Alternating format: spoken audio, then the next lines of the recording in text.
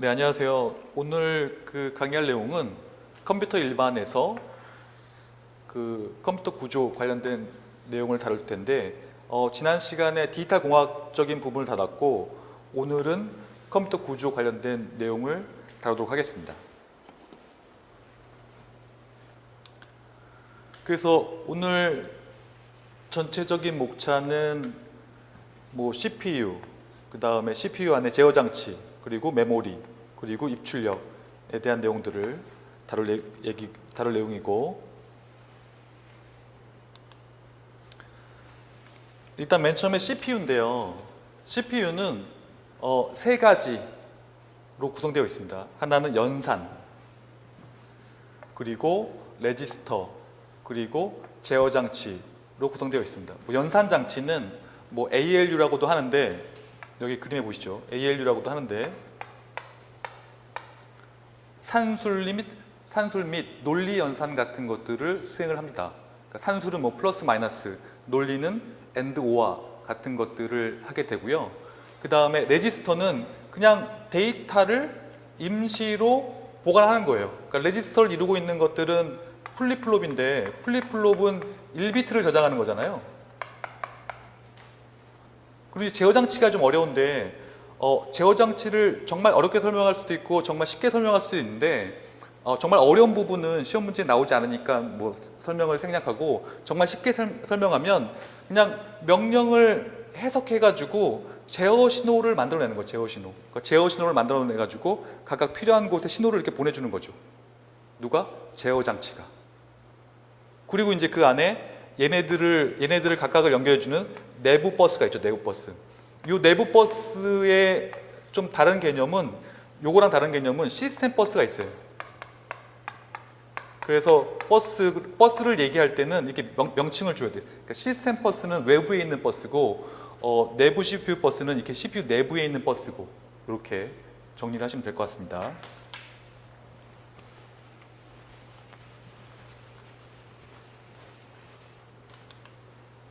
그래서 지금 하는 거는 이제 각각 아까 연산, 제어 그런 게 있었는데, 일단 맨 처음에 연산 장치 먼저 보시면 연산 장치 내부에는 여러 가지 것들로 구성되어 있는데 그 중에 하나가 ALU.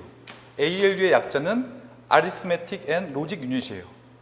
그러니까 Arithmetic은 산술, 덧셈, 뺄셈. 로지컬은 AND OR NOT, 논리 연산 같은 것들을 CPU가 수행하잖아요. 어디서 수행해요? 이거를 ALU에서 수행을 하는 거예요. ALU에서. 이런 얘기들. 덧셈, 뺄셈, 곱셈, 그리고 논리 연산을 한다는 거. 그리고 이제 상태 플래그가 있는데요. 상태 플래그는 연산을 하고 난 다음에 상태가 바뀔 수 있잖아요. 무슨 상태냐면 음수인가, 결과가 연산을 하고 나서의 결과가 음수인가, 아니면 0인가, 제로인가, 아니면 오버플로우가 발생했는지. 그러니까 오버플로우는 뭐냐면, 오버플로우는 이렇게 계산을 하는데, 내가 4비트씩 계산을 이렇게 하고 4비트씩 이렇게 계산을 하면 여기에서 결과가 이쪽으로 넘어오는 결과가 발생하잖아요. 합쳐져 가지고. 그래가지고 이런 것들을 오버플로우라고 합니다. 그러니까 오버플로우가 이제 계산에 영향을 미치니까 이런 비트들을 조사를 해야겠죠.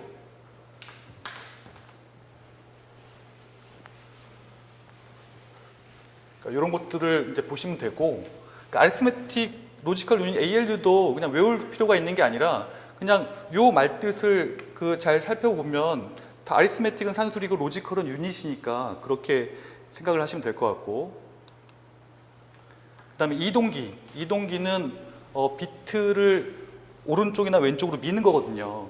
그래서 왼쪽으로 밀 때하고 오른쪽으로 밀 때 차이점은, 왼쪽으로 밀게 되면은 2비트씩 2분의 1씩 감소하는 거고, 오른쪽으로 밀게 되면 곱하기 2가 되는 거잖아요. 그러니까 왜냐하면 1, 2, 4, 8, 16 그런 식으로 증가가 되니까.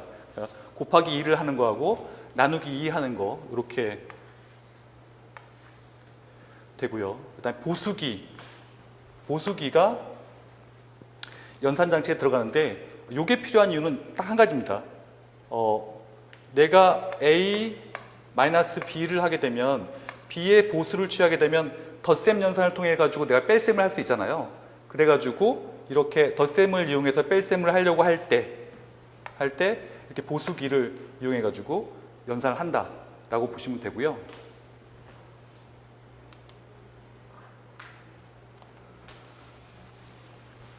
그다음에 이제 레지스터 얘기인데요. 레지스터는 뭐 종류들이 굉장히 많고 다양한데 꼭 외워야 하는 레지스터는 정해져 있습니다. 지금 보시면은 일반적인 내용들을 보면 뭐 프로세서 레지스터, 프로세서에서 사용하는 레지스터들이 있는데 그 중에 보면 뭐 ALU에서 임시적으로 보관하는 결과 데이터를 임시적으로 보관하는 건 AC라는 레지스터가 있고요. 요 AC는 뭐 어큐뮬레이터인데 누산기라고도 해요. 누산기. 그리고 주기억 장치로 읽어온 명령어를 임시로 보관하는 건 명령어 레지스터, IR 뭐 이런 것들. 그리고 용도별로 분류되는 것들은 그냥 말 그대로 데이터 레지스터는 데이터를 저장하는 거고 주소 레지스터는 주소를 저장하는 거고 범용은 데이터와 주소를, 부동소수점은 부동소수점을, 상수는 상수를 뭐 이런 것들이에요. 이런 것들은 사실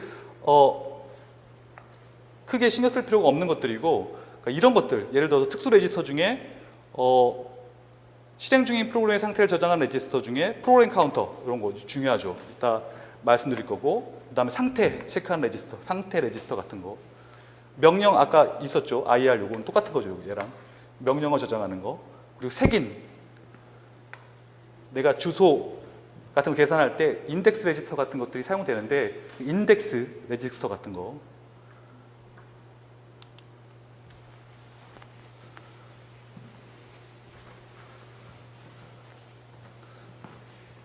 자 보면 사용자에게 보이는 레지스터, 뭐 CPU에서 존재하는 레지스터, CPU에서 사용하는 레지스터 중에 사용자에게 보이는 레지스터라고 되어 있는데 요거는 그 해석이 좀 잘못된 것 같고요. 이제 원서를 차용을 했으니까 근데 해석이 좀 잘못된 것 같고 그러니까 프로그래머가 프로그램을 짤 때 꼭 알고 있어야 하는 레지스터들에 대한 얘기예요.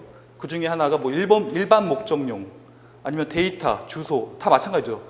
그러니까 데이터는 데이터를 위한 거, 주소는 주소를 위한 거, 일반 목적은 뭐 여러 용도, 데이터를 위해 사용할 수도 있고 주소를 위해 사용할 수도 있고 그러니까 이런 것들은 관심사가 아니죠. 이런 것들은 그냥 그 단어 속에 다 답이 나와 있으니까. 근데 여기서 하나 특이한 건 이런 것도 이런 거. 스택 포인터. 그러니까 내가 스택에 뭔가 저장을 하려면 스택 포인터가 있어야 하고요. 이 스택은 뭐냐 하면 내가 뭔가를 저장하기 위한 거예요. 특수한 용도로 사용되는 건데 이거는 어디에 나오냐면 원래 자료 구조에도 나오고 그 다음에 컴퓨터 구조에도 나오는데 컴퓨터 구조보다는 자료 구조 시간에 다루는 게 맞아요. 그래서 자료 구조에 사용되는 거고 스택 포인터라는 굉장히 중요한 놈이 있다. 스택 포인터 요 개념. 그리고 뭐 조건 코드라고 해가지고 아까 상태 저장하는 레지스터 있다고 했잖아요. 어떤 상태냐면 부호, 제로, 아까 오버플로우 같은 것들을 저장할 때 사용되는 것들이고요.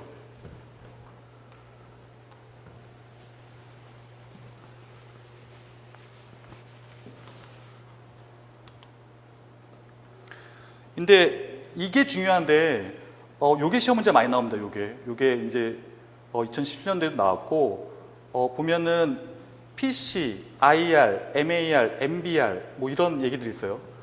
제어 및 상태 레지스터인데 PC, 그 다음에 IR, 그 다음에 MAR, 그 다음에 MBR이라는 놈이 있어요. 결국에 CPU가 메모리로부터 명령어를 하나 갖고 오려면 이 4개의 레지스터를 다 사용을 해야 돼요.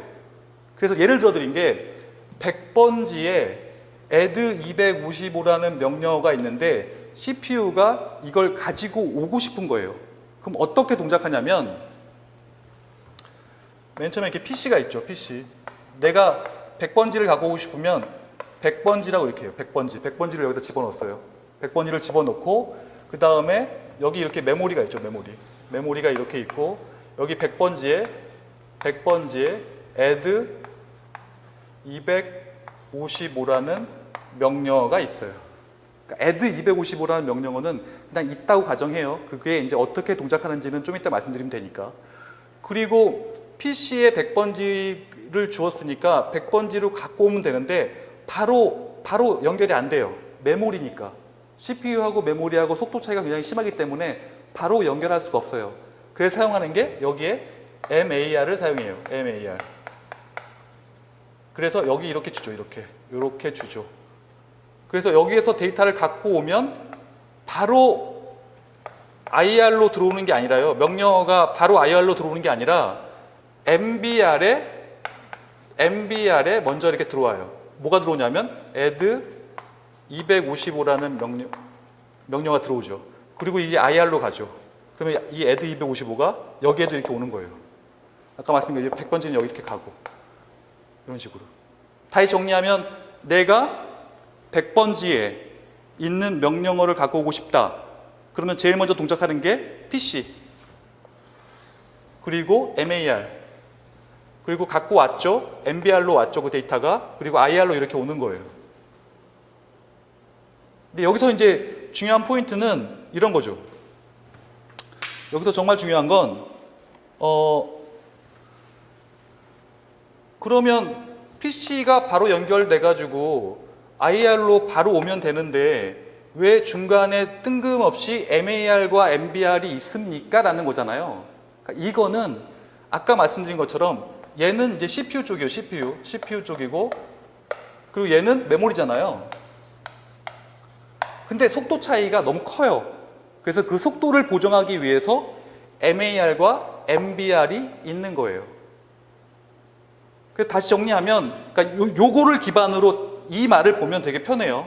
그래서 뭐 MAR을 보면 내가 기억 장치에 접근하기 위해서 그러니까 주소를 저장하기 위한 레지스터이고 기억 장치로부터 데이터를 쓰거나 가지고 올 때 사용하는 버퍼 레지스터가 MBR이고 그 다음에 명령어를 저장하는 레지스터가 IR이고 그 다음에 프로그램 카운터 같은 경우에는 내가 명령어를 인출하고 싶을 때 명령어를 내가 인출하고 싶은 명령어 그러니까 프로그램이 계속 돌면은 명령어를 인출해야 되잖아요. 그거를 저장하는 카운터가 PC 프로그램 카운터가 되는 겁니다.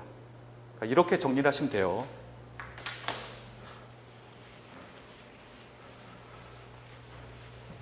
요거는 시험 문제에 너무 빈번히 너무 자주 나오는 레지스터이기 때문에 꼭 여러분들이 기억을 하셔야 되고요. 그 다음에 이제 아까 상태 레지스터가 있는데 이거를 전문 용어로 프로그램 스테이터스 워드라고 해요. 그러니까 레지스터 스테이터스 레지스터에 저장이 되는 거죠. 그 안에 뭐가 있냐면 이런 것들 있죠. 부호, 그다음에 제로, 0인지, 캐리가 발생했는지, 이퀄, 두 개의 값이 똑같은지, 오버플로우가 발생했는지, 그리고 인터럽트를 체크하는 비트가 존재를 해요. 자, 여기서 우리가 체크를 해야 될 건 그러면 캐리와 오버플로우는 뭐가 틀리냐는 거예요. 캐리는 8비트를 기준으로 1111, 뭐 0000, 뭐 이런 게 이렇게 있으면 캐리는 여기에서 여기로 이렇게 오는 거예요. 그러니까 하이 비트에서 상위 비트로 올라오는 게 캐리죠, 캐리. 오버플로우는 내가 저장할 수 있는 비트가 8비트밖에 안 되는데 결과가 8비트를 초과하는 9비트로 오잖아요. 9비트로. 요게 오버플로우가 되는 거고. 자, 인터럽트 이제 또 뜬금없이 인터럽트라는 얘기가 나오는데 인터럽트 뭐냐면 인터럽트가 없을 때는 CPU가 입출력 장치를 사용하기 위해서 계속 입출력 장치의 상황을 계속 체크를 했어요. 이렇게. 그러면 CPU가 자기가 할 일을 하지 못하고 계속 그 입출력 장치에 매여 있는 상황이 되잖아요. 근데 인터럽트를 사용하게 되면 거꾸로가 돼요. 그러니까 CPU는 자기가 할 일을 하고 있다가 갑자기 입출력이 자기가 뭐 할 게 필요하면 거꾸로 인터럽트를 이렇게 걸면 되는 거예요. 거꾸로. 인터럽트를 걸면 인터럽트가 원래 말뜻이 간섭하는 거잖아요. 그러니까 CPU한테 간섭 신호를 보내는 거예요. 아, 나 좀 뭐 좀 처리해줘. 그러면 CPU는 잠깐 멈추고 가가지고 처리하고 다시 돌아오면 되는 거죠.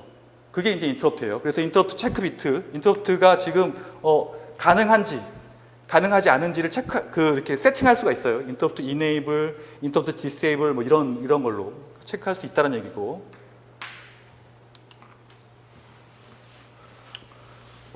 자, 그 다음에 제어 장치를 보면 일단 제어 장치의 구조는 일단 명령어를 해석하는 기능인데 명령어를 해석하고 이거를 제어 신호를 만들어내는 건데, 명령어의 일단 기본적인 형식은 보면은 연산 코드가 있고요. 그 다음에 기억장치 주소가 있어요. 요거랑 어떻게 매치시키냐면 요렇게 매치시킬 수 있어요.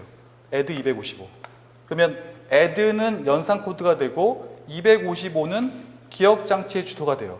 그러니까 add 255를 다시 해석하면 어떻게 되냐면 add 255는 AC 그리고 AC 플러스 255가 돼요.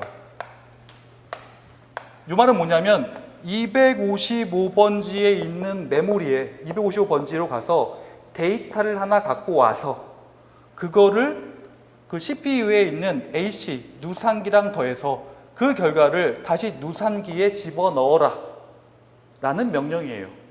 그렇다면 255는 당연히 기억장치의 주소가 되고 add는 덧셈 연산인 연산 코드가 되는 거죠. 약속인 거니까 이렇게 약속을 했어요. 그래서 제어장치의 구성 요소를 보면 뭐 MBR도 있고 IR도 있고 우리 다 배웠던 거죠. MAR도 있고 그 다음에 PC도 있고 이렇게 다 있는 거죠. 그리고 이제 중요한 명령어 해독기가 있는데요. 이 명령어 해독기는 뭐냐면 그냥 이런 거예요. 요 add 255를 해석을 해봤더니 add 부분을 해석해봤더니 그 add는 해당 명령어는 덧셈이다 라고 해석을 하는 거예요. 이렇게 해석을 하면 좋은 게 뭐냐면 ALU를 보면 산술 연산이 있고 그 다음에 논리 연산이 있잖아요. 그리고 산술 연산 중에 뭐 덧셈도 있고 뺄셈도 있잖아요. 그러니까 그 중에서 덧셈을 선택해 주는 거예요. 누가? 제어 장치가. 여러 개의 연산 장치 중에 하나를 딱 선택해 주는 거죠. 그렇게 이해를 하시면 될 것 같고요. 그래서 이거를 그림으로 도시하면 이렇게 그림으로 도시할 수 있는데요.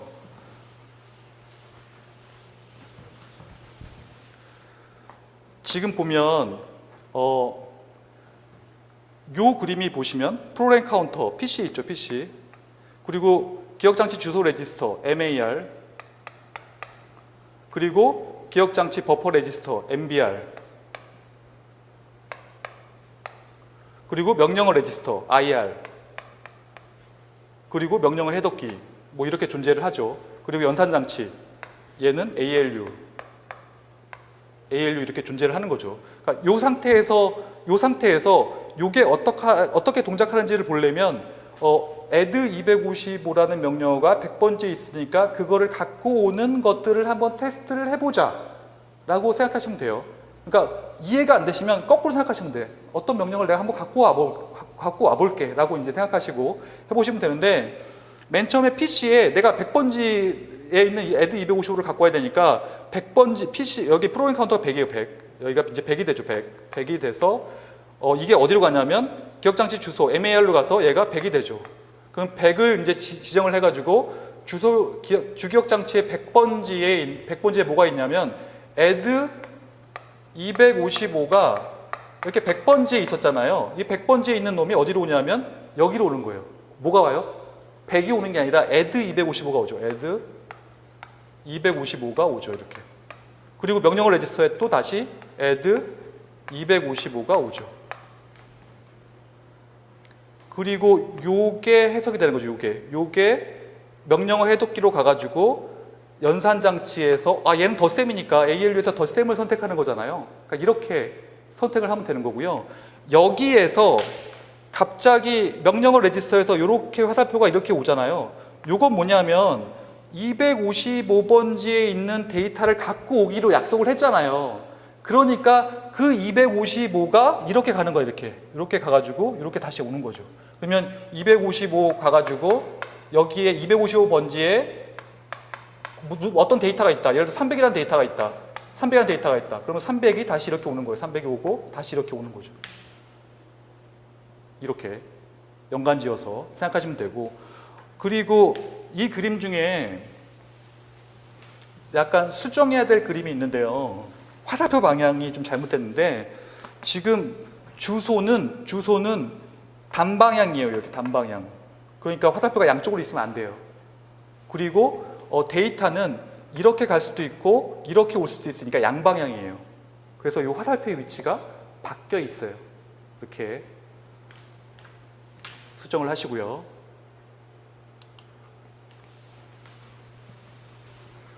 그 다음에 이거는 그 CPU 내부 버스에 대한 얘기, 아까 있었죠. CPU 내부 버스가 있었고, 그 다음에 시스템 버스가 있는데, 이 두 개를 구분하셔야 되는 거고, 여기에 더해가지고 또 입출력 버스가 있어요. 입출력 버스. 그러니까 컴퓨터는 버스가 3개예요. 3개. 하나는 내부 CPU 버스, 또 하나는 시스템 버스, 또 하나는 입출력 버스. 요 3개로 구분지어서 생각을 하셔야 되고, 뭐 그 안에 버스 내부에는 뭐 데이터 버스도 있고 제어 버스도 있고 이런 것들은 이제 버스를 배울 때 다뤄야 되는 내용이고, 간략하게 설명드리면 데이터 버스에는 데이터가 실리는 거예요. 마찬가지로 제어 버스에는 제어 신호 같은 것들이 실리는 거고, 뭐 예를 들어 주소 버스가 있다면 주소 버스에는 주소가 실리는 거죠. 이렇게 간단하게 생각하시면 될 것 같고요. 거기에서 이제 여기 나오는 게 MBR과 MAR이라는 놈이 있는데, 얘는 뭐냐면 버퍼 역할을 한다. 왜 버퍼 역할을 하냐면 CPU와 기억 장치가 속도 차이가 발생하기 때문에 중간에 버퍼 역할을 해주는 레지스터가 필요하다라는 관점으로 보시면 될 것 같아요.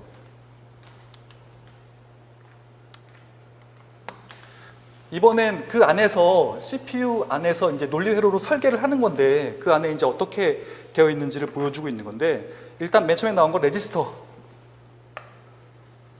레지스터는 플립플롭으로 이루어졌다. 플립플롭은 1비트를 저장하는 거잖아요. 그러니까 뭐 8비트 레지스터면 플립플롭이 8개 있는 거죠. 8개. 8개 있어서 저장을 하는 거고, 그 중에 대표적으로 플립플롭이 여러 개 있는데 그 중에 사용되고 있는 게 D 플립플롭. 그러니까 D 플립플롭은 딜레이 또는 데이터 플립플롭을 얘기하는 거예요. 얘는 간단하죠. 그냥 0인데 클럭이 들어오면 0이 되고, 그 다음에 1이면 클럭이 들어오면 1이 되고, 그러니까 자기 상태를 계속 보존하고 있는 거예요. 이렇게 보존하고 있는 거죠. 딜레이 또는 데이터 플립플롭이라고 하고요.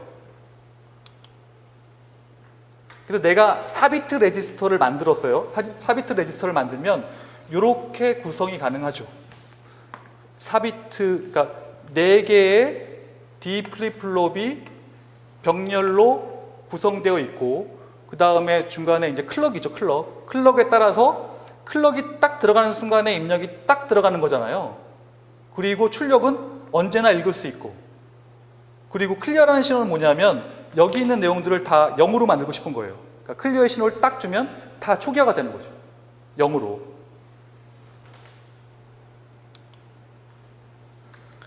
자, 연산장치는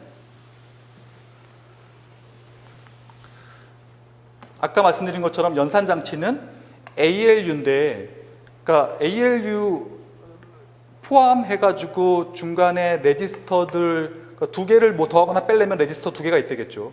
그리고 보수기 있고 상태 레지스터 같은 것들이 있는데, 요거를 다 포함해가지고 연산장치라고 부르죠. 이걸 다 포함해서. 그러니까 보수기가 필요한 이유는 아까 말씀드린 것처럼 덧셈을 이용해서 뺄셈을 하려고 얘를 보수화 시켜주는 거고요. 그 다음에 상태 레지스터는 계산된 결과가 음수인지 오버플로우가 발생했는지 제로인지 뭐 그런 것들을 체크해 주는 거고요. 이렇게 체크를 해줘야 되는 거고. 그래서 2개니까 그러니까 ALU 덧셈 뺄셈 하려면 2개가 필요하니까 항이 레지스터 A, 레지스터 B 뭐 이런 식으로 표현이 되는 거고. 뭐 이거는 같은 내용들이에요.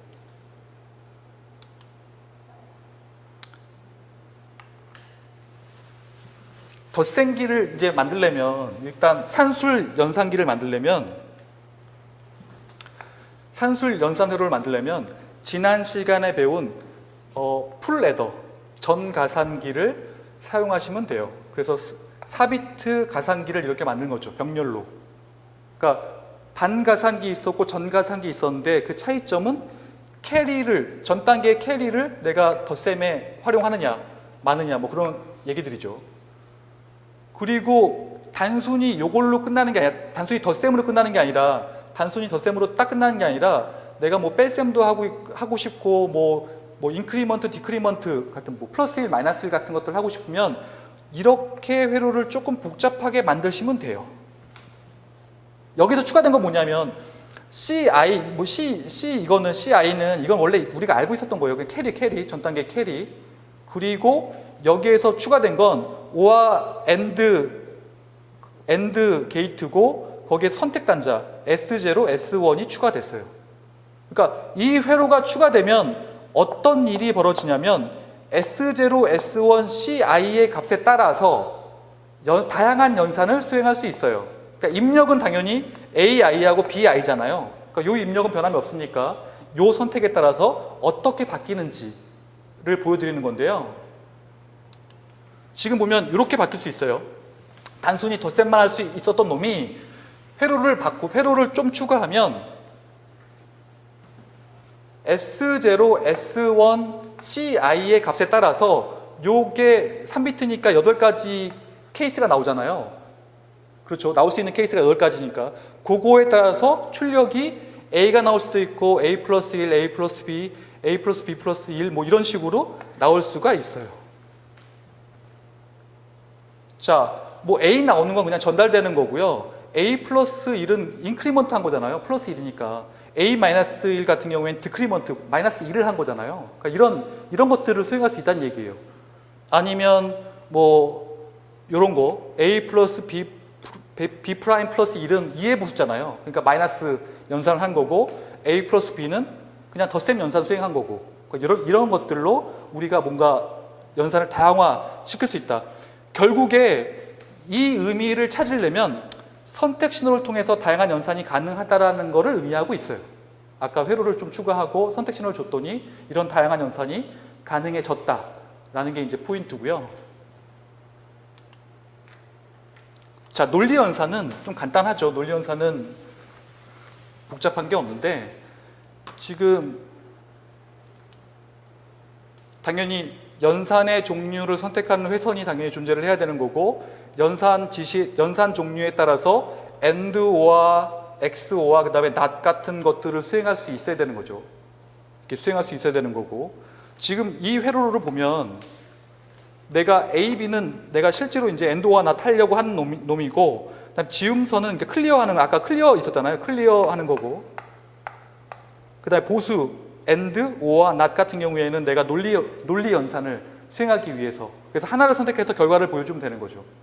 어떤 거를 할 건지에 따라서 AND를 할 수도 있고 OR를 할 수도 있고 그래서 이거를 회로로 만들어 보면 그러니까 이렇게 회로로 만들어 보실 수 있는데요. 지금 보면 AND, OR, XOR 그 다음에 NOT 이렇게 돼 있고 여기에 4x1 먹스에 물려 있어요. 근데 여러분들이 여기서 아셔야 되는 건 뭐냐면 먹스의 동작 원리를 아셔야 돼요. 지난 시간에 배우셨죠? 먹스의 동작 원리는 선택 단자에 따라서 S0, S1의 값에 따라서 00이면 얘가 이렇게 나가는 거예요. 01이면 뭐 얘가 이렇게 나가고 10이면 얘가 11이면 얘가 이렇게 나가는 거예요. 하나만 입력 중에 하나만 나가는 거예요. 그래서 4x1 먹스예요. 뭐 8x1 먹스이기도 하고 뭐 그런 식으로 바뀔 수 있어요. 그래서 출력은 하나다라는 거. 그거를 테이블로 만들면 00일 때 AND 결과가 나간다. 뭐 이렇게 정리를 할 수 있어요. 이렇게 할 수 있는 거 정리를. 그래서 아까 만들어 놓은 거를 다 합쳐봤더니 이렇게 되는 거죠. 지금 보면 얘네들은 다 멀티플렉서를 내장하고 있죠. 4x1 멀티플렉서를 내장하고 있고 2x1 멀티플렉서가 이렇게 존재하면 내가 S2라는 선택 단자를 통해 가지고 산수를 뽑을 건지 논리를 뽑을 건지를 선택할 수 있죠. 그렇죠? 산술인가 논리인가를 선택할 수 있잖아요. 2x1 멀티플렉서 먹스를 사용하면 그러니까 이거를 할 건지 선택할 수 있죠. 그리고 선택이 됐으면 S0, S1을 통해 가지고 산수를 해서 뭐 플러스 마이너스를 할 건지 아니면 논리에서 AND, OR, NOT을 할 건지 결정을 할 수가 있죠. 그래서 그 결정을 해가지고 출력을 내보내면 끝이 되는 거죠. 그러니까 여기서 아셔야 되는 건 여기서 먹스를 모르시면 안 돼요. 여기서 먹스를 모르시면 이 동작 과정을 해석이 안 되는 거죠. 먹스를 꼭 기억하시고요.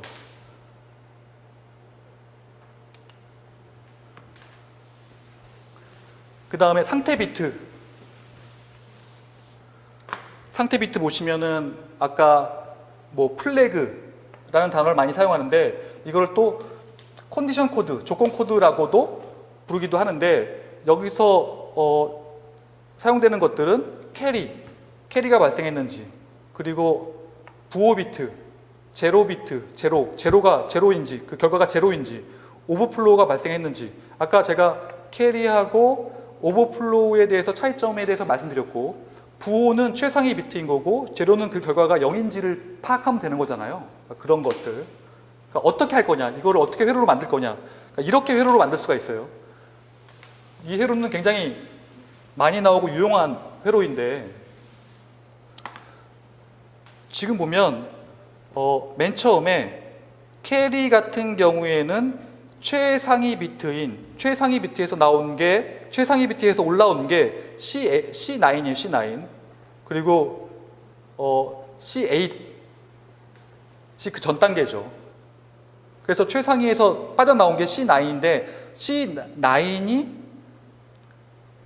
발생했으면 걔가 바로 결과에 영향을 미치는 거잖아요. 그래서 캐리가 발생했는지 1인지 0인지를 체크할 수 있는 거고요. 그 다음에 부호 비트는 8비트, 결과값이 8비트인데 그 8비트 입력이면 결과가 8비트인데 8비트에서 최상위 비트를 여기다 주면 되죠. 최상위 비트를 여기다 주면 걔가 1이면 음수, 0이면 양수가 되는 거고요. 그 다음에 제로 같은 경우에, 그러니까 해당하는 값이 제로인지 보려면 얘를 노아로 하시면 돼요. 노아. 그러니까 노아는 모두가 제로일 때, 그 값이 모두가 제로일 때 낫을 붙여가지고 1이 되는 거잖아요. 그러니까 노아를 사용하시면 제로일 때 1이 돼요. 제로일 때 1이 되니까 얘 제로 비트를 사용할 수 있고, V는 뭐냐면 버퍼 오버플로우인데, 오버플로우인데 이 오버플로우는 어떻게 하냐면 여러 가지 계산을 해봤더니 C8이랑 C9이랑 XOR해서 걔가 1이 되면 오버플로우가 발생하더라라는 거예요. 그래서 이 얘가 어떤 거냐면 얘가 0이거나 얘가 1이거나 아니면 얘가 0이거나 얘가 1이거나 이 경우예요.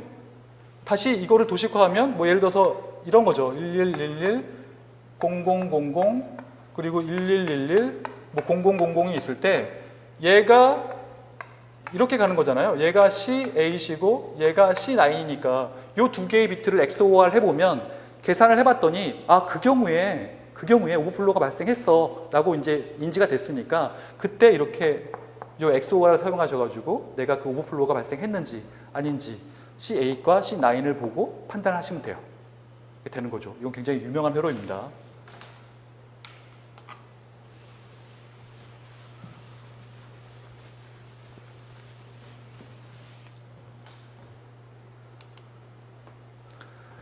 자, 이동기는 아까 말씀드린 것처럼 쉬프터라고도 하는데, 그러니까 오른쪽으로 밀 건지 왼쪽으로 밀 건지, 그러니까 곱하기 2를 할 건지 나누기 2를 할 건지를 결정하는 거잖아요. 그래서 쉬프터 이동 레지스터를 보면 레지스터 플립플롭으로 되어 있고, 요것이 동작하는 원리는 지금 여기 하나를 따서 보시면 돼요. 얘가 보면 A, B가 어디로부터 오냐면 A는 전 단계로부터 오거나 아니면 B는 앞 단계로부터 와요. 그럼 앞 단계로부터 오면은 비트가 이쪽으로 가는 거고, 전 단계로 오면 전 단계 이렇게 가는 거잖아요. 그러니까 이렇게 왔다가, 그러니까 선택하는 거에 따라서 이쪽으로 갈 수도 있고 선택하는 거에 따라서 이쪽으로 갈 수도 있다는 얘기예요. 입출력이 이렇게 바뀌니까. 그래서 이동이 되는 거죠. 그리고 이동기하고 로테이터를 이렇게 헷갈리시면 안 되는데, 로테이터는 끝의 결과가 다시 이렇게 한 바퀴 도는 거예요. 이렇게 다시 이렇게 들어가는 거예요. 이렇게 얘가 로테이터가 되는 거고, 얘는 지금 로테이터가 아니에요. 얘는 그냥 쉬프터, 이동기가 되는 거죠.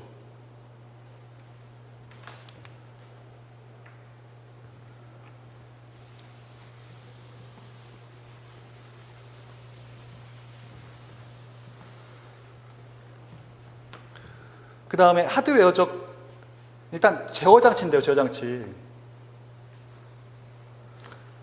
제어 장치는 나중에도 나오겠지만 뭐 복잡하게 설명할 수도 있고 간단하게 설명할 수도 있는데 시험에는 이게 복잡하게는 안 나와요. 간단하게 나올 텐데 예를 들어서 제어 장치를 만드는 방법은 두 가지가 있다.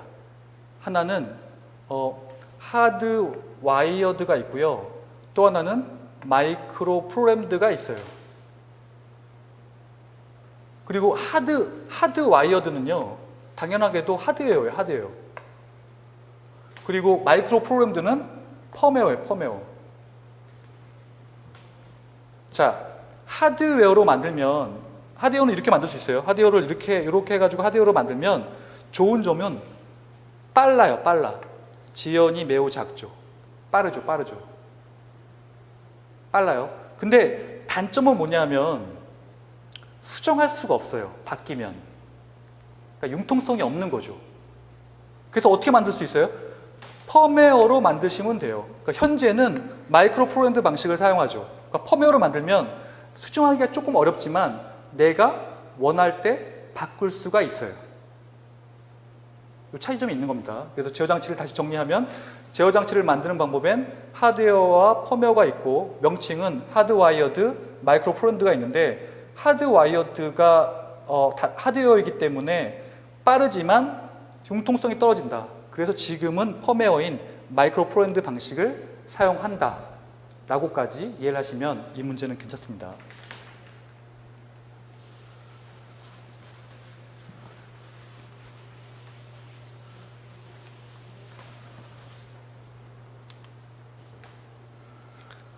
자, 두 번째는 제어 장치인데요, 제어 장치. 제어 장치에 대해서 말씀드리면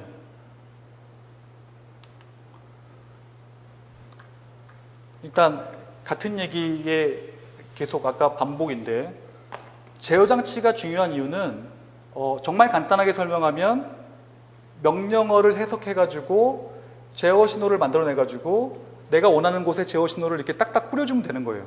그게 이제 제어 장치가 하는 역할이죠. 근데 이거를 좀만 복잡하고 원론적으로 설명하자면 제어 장치의 동작을 이해하면 컴퓨터의 동작을 이해할 수 있어요.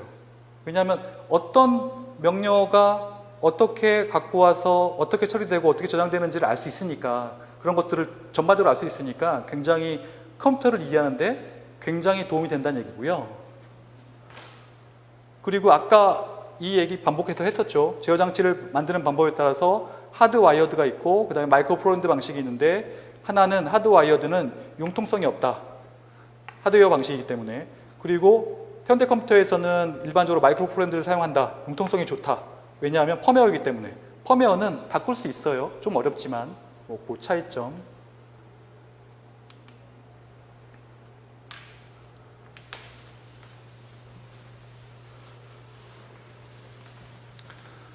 자, 제어 장치 구성 보시면 아까 했던 거를 좀 반복을 하면 제어 장치 구성에서 내부 구성을 보시면 뭐 MBR 있고 아까 같은 얘기죠. MAR 있고 그 다음에 IR 있고 그 다음에 PC 있고 그리고 명령 해독키가 존재를 하는 거죠. 그래서 아까 제가 이게 이해가 안 되면 이 명령어를 통해서 한번 거꾸로 한번 보라고 하셨잖아요. 그래가지고 100번지에 add 255라는 명령어가 있고 내가 그거를 갖고 오고 싶으면 얘가 프로그램 카운터가 100이 되고 그리고 기억장치 주소 MAR이 100이 되고 그리고 주기억장치 메모리에서 100번지에서 add 255가 이렇게 넘어오고 그래서 add 255 이렇게 오고 명령 레지스터에서 add 255 오고 그리고 이렇게 넘어오는 거죠. 이렇게 넘어오는 것들을 볼 수 있습니다.